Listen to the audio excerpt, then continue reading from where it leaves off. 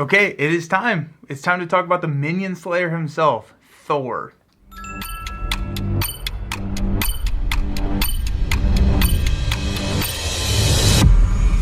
Hello and welcome to Nelson All Over Cards. Today we're diving into Thor Odin's son from Marvel Champions, talking about his strengths, weaknesses. We're going to rank what aspects he's best in, and then rank him in the overall ranking of all the Marvel Champions heroes that we've done so far.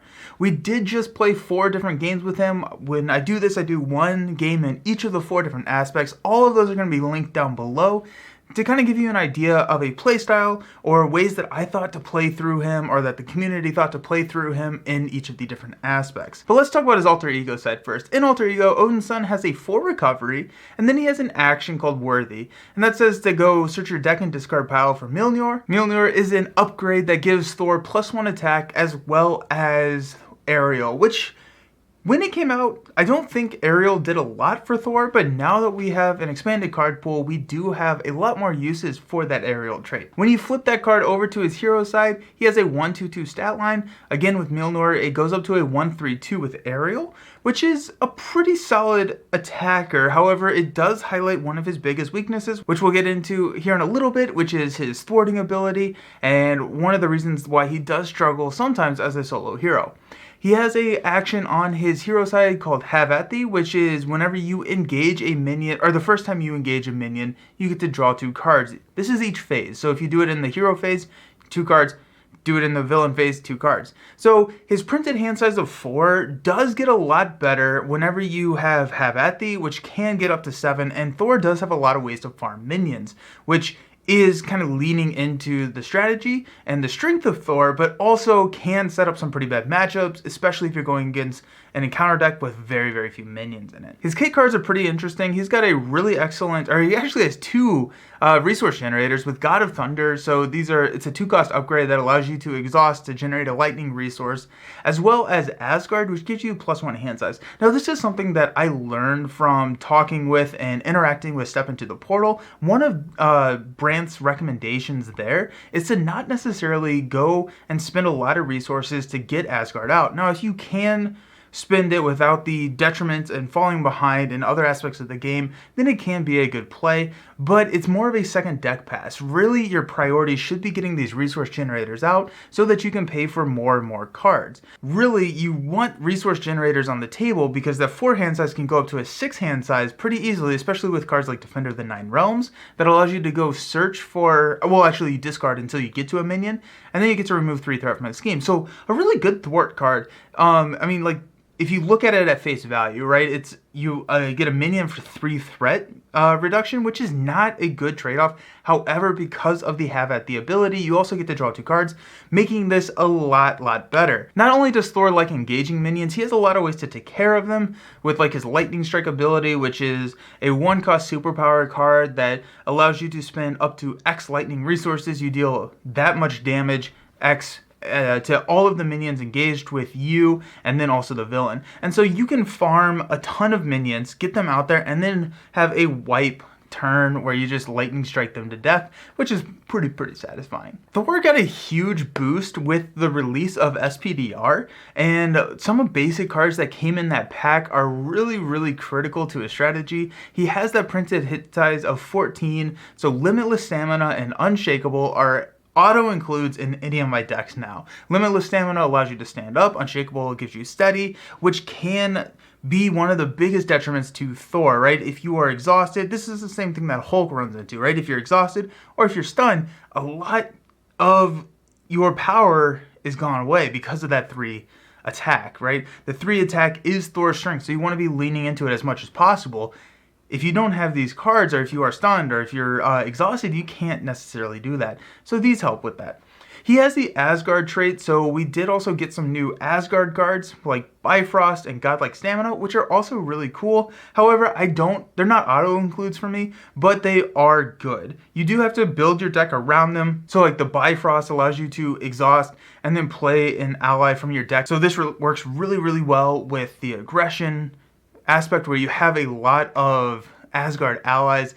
But if you load that deck up, especially when you have a lot of those resource generators on the table, you can get allies out pretty much consistently, allowing you to chump block or utilize those allies for thwarting, which is kind of what you want to be doing. Outside of that, I love running Quinn Carrier with Thor. I like running Quinn Carrier with pretty much any of my Avenger builds. However, with Thor, giving you that extra wild resource which can be utilized for like lightning strikes, for that energy production, or just more resource generation on the table, is really, really strong. So Quinn Carrier, I don't typically mention it, the resource generators, when I'm talking through these heroes. However, Thor absolutely loves it, and you really do want to throw it in that deck. Those are kind of the basic cards that I like to build around, and now let's dive into our aspect analysis and talk about which ones we like. These are going to be ranked in strength order. So the first one I say is going to be his least strong aspect, and then it's going to go up to his best aspect, and when I get to my favorite aspect, I will make sure to call that out. So in fourth place, we have Protection.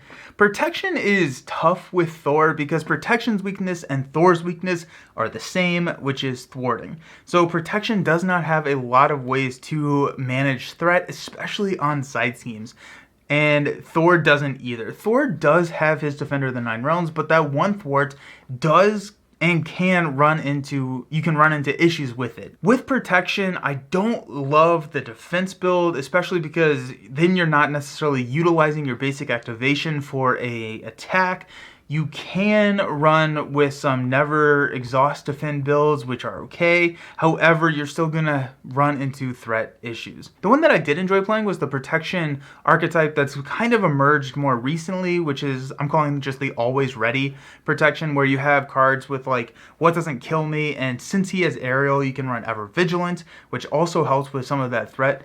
And this allows you to stand up repeatedly. A limitless stamina allows you to continuously stand up as well, and then utilize that 3 attack more and more. This could be a little bit better in multiplayer, especially because you can have someone, the aggression player at the table, give you a combat training to bump that up to 4, and you can get probably like 2 to 3 activations every single turn, which is pretty cool. However, in solo, it wasn't fast enough to not lose pretty quickly. So it was fun. I think you could tweak the deck a little bit and make it a little bit more effective. However, when I ran it, I just wanted to put as many readies as possible into the deck, which did not really work out. But it was fun. It was fun. But it wasn't strong. In third place, we have Leadership. So Leadership allows you to run a lot of allies, and when you're running these allies, you want to have them be helping you with threat mitigation, and then utilize your cards and your activations to deal the damage. Now, this can help shore up the weaknesses. It does have a little bit of a slow start, which can be a problem, especially in Expert, when the villain is going face with you already from turn 1. And because Thor has that 4 hand size, you can get it up to 6 if you do engage minions, but then you're dealing with that problem as well. So there is a ramp issue with Leadership because you don't necessarily have the money to pay for what you need to in Leadership. Leadership typically runs a little bit higher of a cost curve. Long game, it is pretty good. Can you make it to the long game is kind of the question. One of the other things that I wanted to mention here is Vision and Captain Marvel are a ton of fun to run in the blue aspect because they both deal with that lightning resource. Vision allows you to spend a lightning resource to give you +2 to a stat. Captain Marvel, you discard cards when she enters play, and then based on how many lightning resources, different effects happen, which is really cool because Thor also really likes running lightning resources. And so it's just kind of a fun synergistic combo that you have there. I especially like Vision. Put Vision out there, have him Thor for 3, and your threat problem's gone. That brings us to our second best aspect, which is Justice. Justice helps offset that low thwart potential that Thor does have. He has those defenders which can help pretty significantly, but if you're running against something that has a lot more threat on the table, then you're really going to be wanting to run Justice.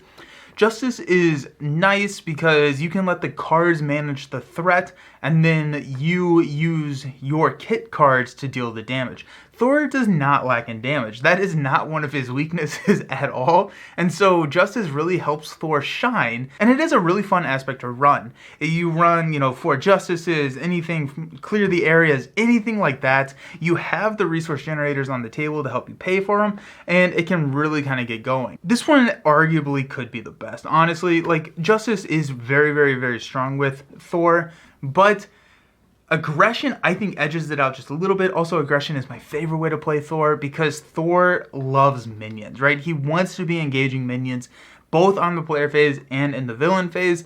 And Aggression just gives you, one, tools to find more minions, and also tools to handle those minions. So you have cards like Looking for Trouble, which is just like a weaker Defender of the Nine Realms. It's the same thing, except it can only be removed from the main scheme, but it's another way to get minions. Also, with Looking for Trouble and Defender, you have 6 cards in there that do a lot of threat mitigation, and so really, unless you're looking at like a Red Skull or something that has a lot of threats, usually you're probably going to be okay. Then, because you are farming these minions, you can either take care of them or you can kind of hold on to them, and then utilize cards like Bring It or Get Over Here if you're playing multiplayer, but Bring It really to draw cards per minion engaged with you. So check this, if you have a minion from the enemy phase and then you engage a minion, you're plus, let's say you're lucky, right? You are at 4 cards, you engage a minion during the enemy phase, you're at 6 cards, you engage an enemy because you played Looking for Trouble,